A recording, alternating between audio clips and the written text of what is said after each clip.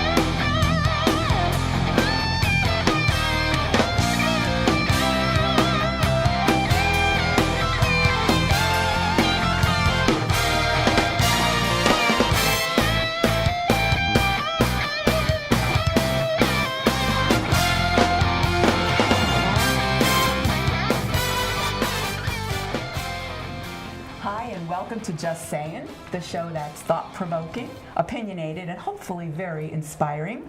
I would like to say that I am very blessed to have the opportunity to share this time with my co-hosts and also with all of the audience. My name is Dodie Millardo, and we have a great show for you today.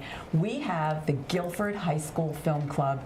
They are a very endearing, very talented high school film geniuses, and you are going to absolutely love them. Trust me, okay? First, to start out our show, though, Lisa is going to tell us about our beverage of the day. Yeah, can you guess what this is? It's a popular drink my kids order when we're out to a fancy place. It's a basic Shirley Temple, which is, if anyone doesn't know, it's ginger ale with a splash of cherry juice and a cherry garnish. And we thought it was fitting. We're featuring high school kids today, and I think Shirley Temples are a good family drink. Yep. We're going back to basics. There's nothing wrong with the basics. Absolutely. Well, it's great for a designated driver. Right. There you go. And if you don't really want to order a cocktail and you're out at a place, nice place, everything's available at the bar. Yep. So I actually forgot how much I enjoyed them until I started sipping on it this morning. And you can throw like limes and lemons in there too. And, right. I do. Very good. Shirley Temple with the Temple. Yeah, thank you. Thank you. All right. Well, while we are enjoying our Shirley Temples, let's move on to our hot topics of the day. There is an ongoing debate about an individual's privacy and the national security versus the other.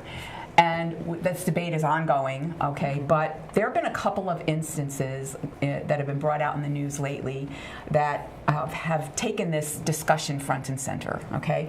One of them is that Apple has been refusing to help the government break into the cell phone of the shooter from at the San Bernardino incident.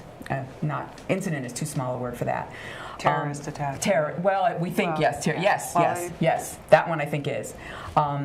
And the feds yesterday suspended the court appearance, the court hearing, to take Apple to court about it because a private sector individual or entity stepped up to the plate and said that they think they have a way to get into that phone without using Apple, okay? And so they're suspending the hearings until they can figure out whether that's going to happen or not.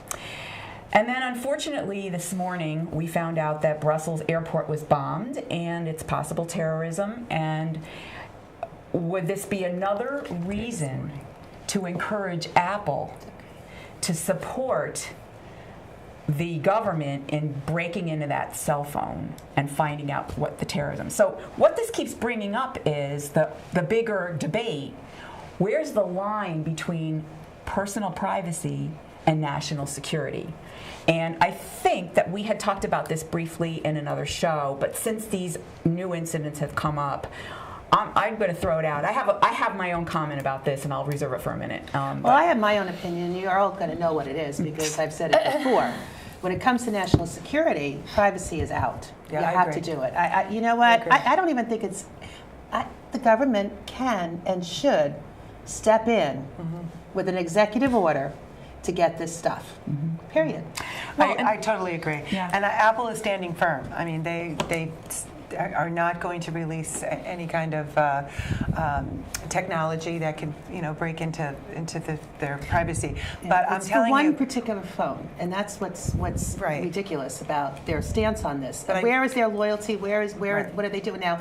I understand people's right to privacy, but not when people are bombing Right. and killing innocent you people. have right to privacy unless you're going to use it become a terrorist. If you're going to become a terrorist, sorry, you lost your right to privacy. Period. End of story. Well, the flip side to that coin is actually, I'm always the flip side Yeah, of the go coin. for it. I know, Go it's for great. it. Let's hear it. But there are other people that say, yes, the government is saying we just need it for one phone, and Apple's standing firm because Apple's take on it is, but it's not just one phone. It's going to kind of open Pandora's box for any time somebody wants to get into a device that they would think would otherwise be private.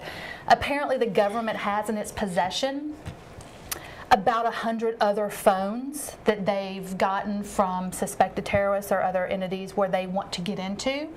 And so what certain professionals are saying, safety professionals are saying, is that once Apple builds that back door, they're going to then use that on 100 other phones because it's a software. It's not just getting into one phone. It's actually doing a software. But the 100 reboot. other phones are from suspected terrorists. But I guess what she's saying, the key word is suspected. I get what you're saying, but I guess there's, the government is saying it's just for one phone. Apple is saying, yes, that's what you're telling us now, but as we've seen in the past, it's not just going to be one other phone. So at what point do civil liberties now you is have, the question. Now you have private individuals, private businesses stepping up to help out the government. Well, you're right. And actually what I've said before, one of the conversations in my home has been, if the government has not found somebody else to hack into this phone, they're not trying hard enough because there are people out there who can do this professionally without having to have Apple And the terrorists are going to begin anyway. with. So they're going to do it anyway. They're going to figure out how to get into people's phones when they need that kind of information. I mean, all they have to do is get into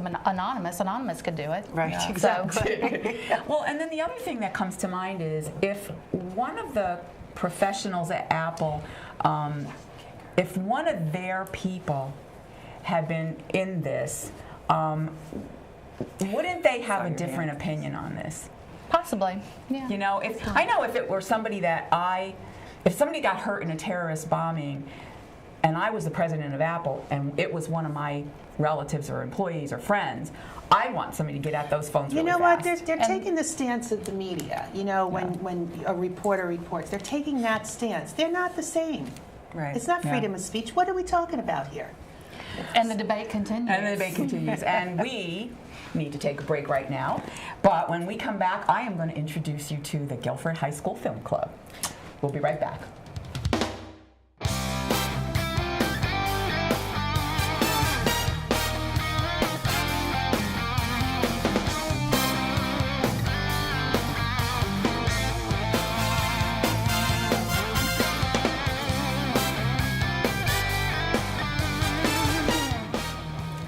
Hi and welcome back. Some of you might know that I am a mentor at the Guilford High School. And one day while I was at the high school, I happened to notice on one of their white electronic whiteboards that they were having the premiere. The Guilford High School film was having a premiere of their movie that they made called One. And I thought, everything that comes out of this high school is fabulous. They're talented. And I thought, I got to go to see this thing. Well, I was one of over 450 people who came to their premiere. This group is amazing. They had so much support. There were cheers in the room all the time. It was just fantastic. But this group of students not only wrote the story, wrote the screenplay, wrote the scenes, filmed it over the summer. They did all the filming themselves with their advisor. They created a trailer that was phenomenal. They had posters all over the city, and they just blew me away completely. And I would like to introduce you to the Guilford High School Film Club. We have Blake Donovan. Hello. Right there, okay. Mike Carbone. Hello. George Wang. Hi.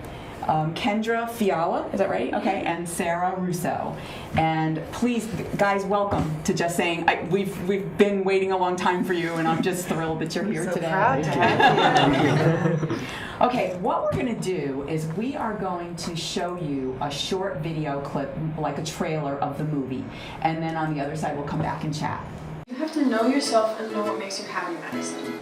I know that society looks down on these terminations, but this decision is based solely on your happiness. You have to do what's best for you. Madison, I love you. I love you too. Like, it's just like when I'm with you, I feel like I'm home. And I haven't felt that way in a while.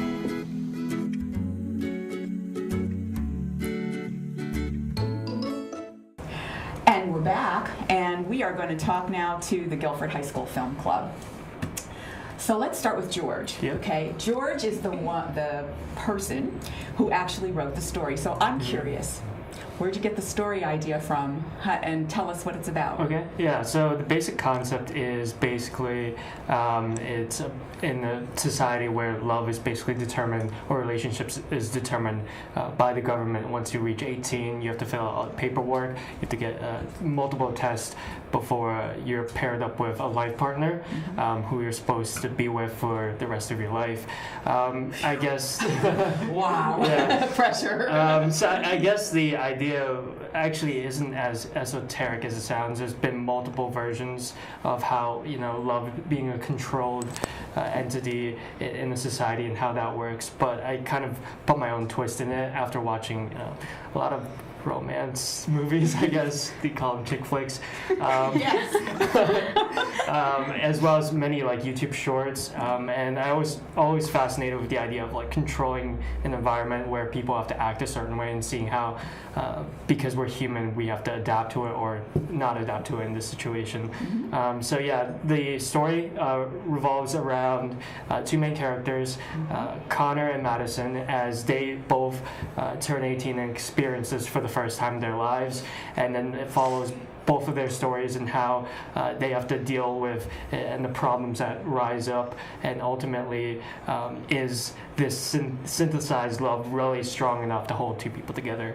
Yeah, I kind of liken it to Match.com on steroids with a plot twist, a real big plot twist, right? Am I right? Okay, it's very cool. But so you got the idea because you watch all of these chick flicks. Okay, all right, gotcha. Although it has a science fiction element almost to it with this society. Yeah. Okay. How did you get involved, Blake?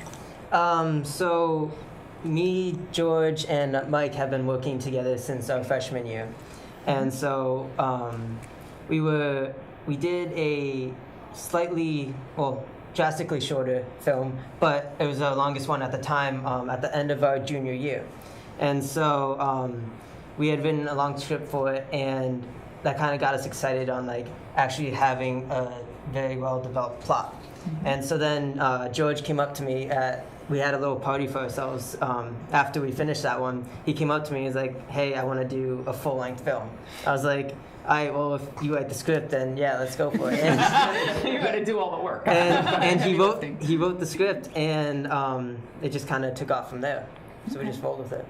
You just roll with it. You have a question about that, don't you? No, but I have just a comment too. Now, this wasn't just a side project you did outside of school. This actually became part of a school program, correct? Was it an after-school club or was it an actual class? Because I know it was taught by your technology teacher, Nick Ripa, or a technology faculty staff member. So was it an in-school class or was it an after-school club? Well, it was a club, but it was kind of influenced by a class. Blake and I took TV production, which was taught by Nick Ripa, and after freshman year, taking TV production 1 and 2, we kind of got inspired to create a group where people can come together and continue making films and continue expanding our knowledge on the film universe.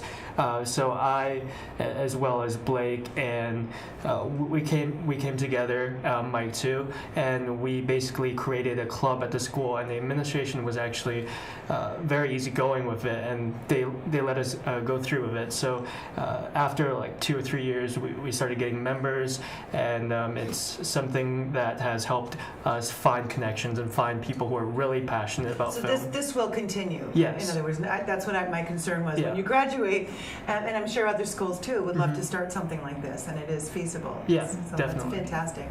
And Well, again, the movie is called One. I don't know if we mentioned it. Love by Determination, right? Yeah. Okay. But I was told that this club got so good that the high school administration asked you to create an orientation video for the freshmen. That's pretty cool. Yeah. Yeah. So what happened was when at the end of our freshman year, when we were still kind of new to filmmaking, the dean of students actually asked us to make an orientation film for the incoming freshmen, because they were because we had just been freshmen ourselves. We knew exactly like what to tell them.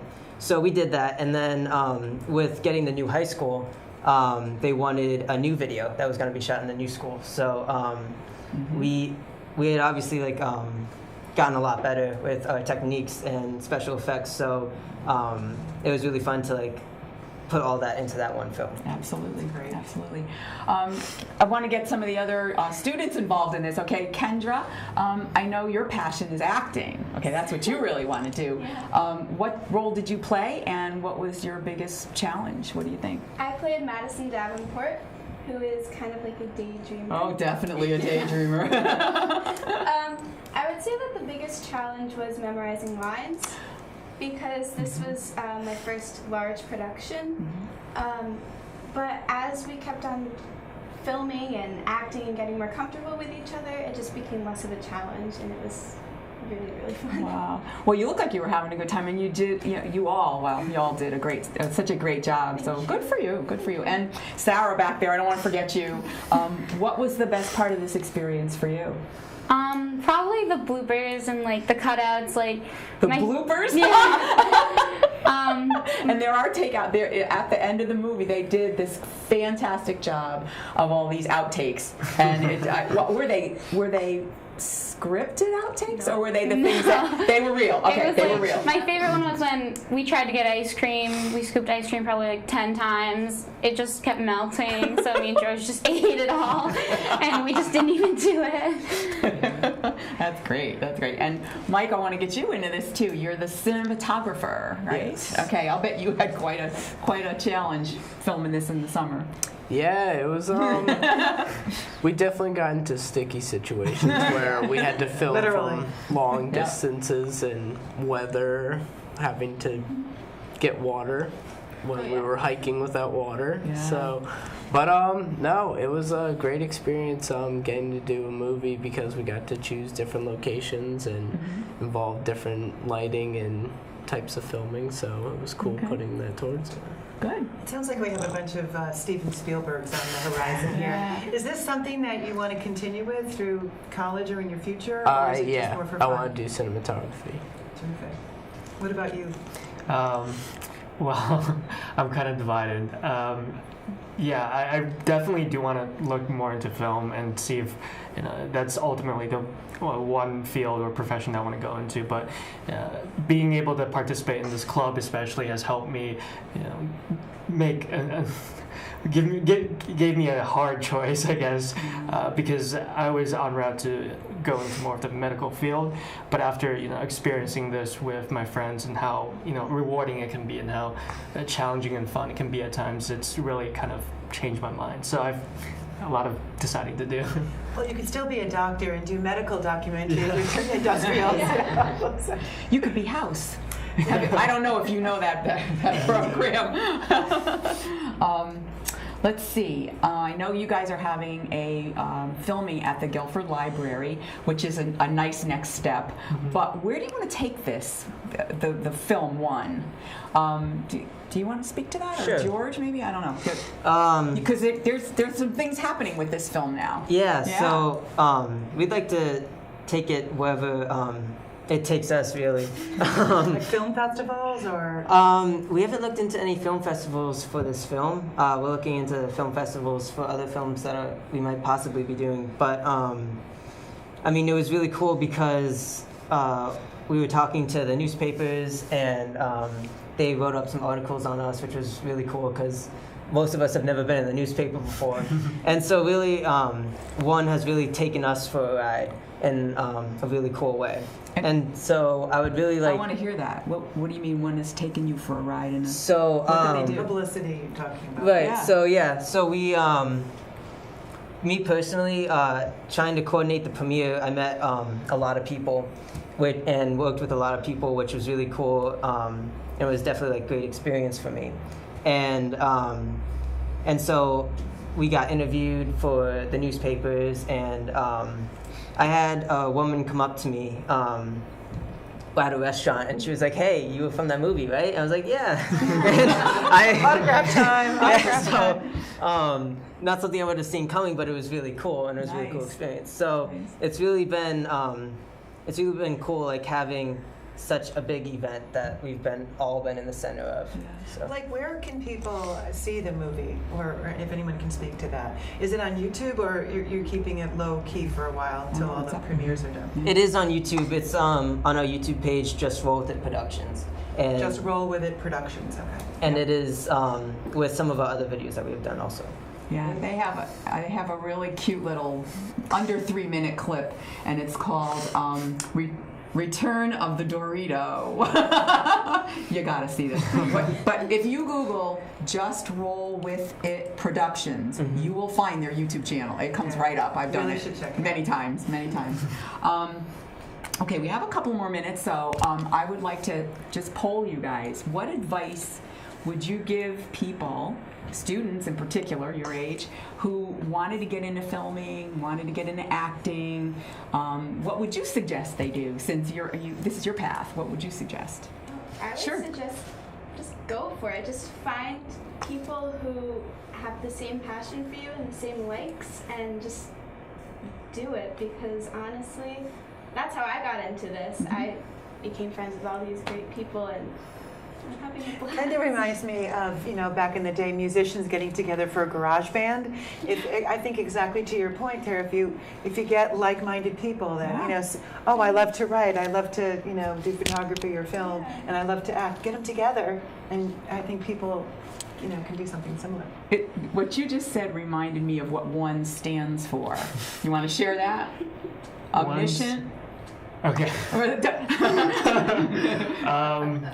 ONE stands for just follow your heart, basically. I mean, it's kind of cheesy, but come on, go ahead. It's a mission. It's what's the N stand for?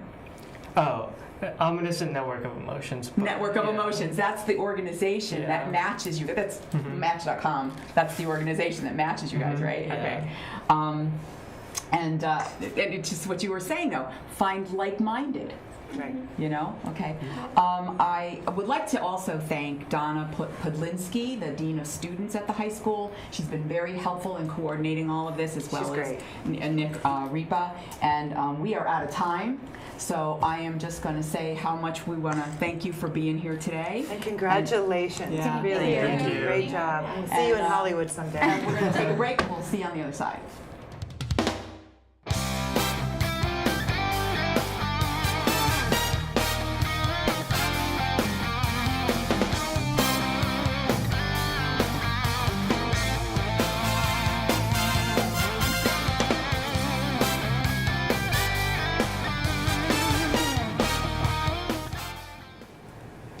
Welcome back to Just Sayin', and we were thrilled to have the Guilford High School Film Club with us, and now we're going to move on to our food segment. Yeah, and Lisa, I think Lisa. Food. Man, I got these from the restaurant called the Brownstone House in Guilford. There's also one in Hampton. It's an amazing, I don't even want to call it, it's basically a diner, but it's a real family style place. It's a family restaurant, but the reason I say diners, because a lot of people do like diners, because you can order breakfast at 9 o'clock at night or whatever. They have delicious food. They gave us some of their delicious muffins, but they really have when you order even just a fruit bowl, you get a fruit bowl. Oh, it's nice. It's amazing. It is nice. Is this like a pound cake with fruit in it? Yeah, there's They're big muffins. Yeah, pound cake. Oh, There's I cranberry, there's absolutely- blueberry. I do my, I have weekly, many of you know, I do organizing meetings there every Tuesday morning. My little coffee chats, my Clutter Cutter coffee chats. And so I really did want to mention them because They they're a have great restaurant. phenomenal omelets. I don't know what they do to them, but they're better than any place I've Well, I should have on the show. And What my I daughter missed. my daughter loves the Belgian waffles with the whipped cream and the strawberry. I mean, Well, they were in amazing. Hamden, so I grew up in Hamden. So they've been like an institution there forever, and they used to make and the atmosphere there is very like old-fashioned 1950s restaurant. It's kind of cool, and they made like the best liver and onions. And I said to the guys there, "Why don't you make it here?" And he's like, "Really? They try, but it doesn't really go." You see, look at Lisa's face. Like, because people don't eat that. Oh my God, it's so good. Oh, my mother loves that. I'm telling you, it was like That's more old-fashioned. Yeah, my grandmother liked it. but it was good. That was the thing. But Anyway, so look at the size of those muffins. Don't make that if I come over for dinner. I will. And the one in Guilford is at 961 Boston Post Road. So it's very convenient. the old friendlies. Yeah. And they're so nice there. Yeah. They really are. They're very nice. But it was a great show today. Let's recap. What did you get out of it? We got the hot topic, which was the national security, the line between national security and privacy, and then we had the Guilford High School Film Club. What did you guys get out of the show today? I think with the film club, it really just really confirms my belief in that you can do anything, you can create anything you want. You just got to find your people, And I was saying that to the girls because they want to go into acting, and as you know, I'm also an acting teacher. But find your people and create, like these kids did. They got the screenwriter and they got someone that was into cinematography. So The collaboration, where there's it's a wonderful. will, there's a way. And hard work and dedication, and if you put your mind to it, you'll come out on the other side. It's really great. It's a great lesson for young kids to be doing this. It also helps them to identify what it is that they actually really want to do in the rest of their lives. I mean, it's a great, even if it's not what they do, they've gotten a taste of it, they know it, and it's. They'll always have it. It's great. I think youthful exuberance was my takeaway. There was so much energy and smiles. I loved it. And I think that also, one of the things, if I can remind myself to get back to that place in my youth where not necessarily was unstoppable, but there were no boundaries really. Sometimes You didn't I have think a mortgage to pay. Sometimes I think we live too much in our boundaries, and I miss the youthful exuberance of thinking anything's possible. I can do anything, and just there's no You boundaries. do it now before you have car payments and mortgages. Do it now. Sometimes you can still have an exuberance about you.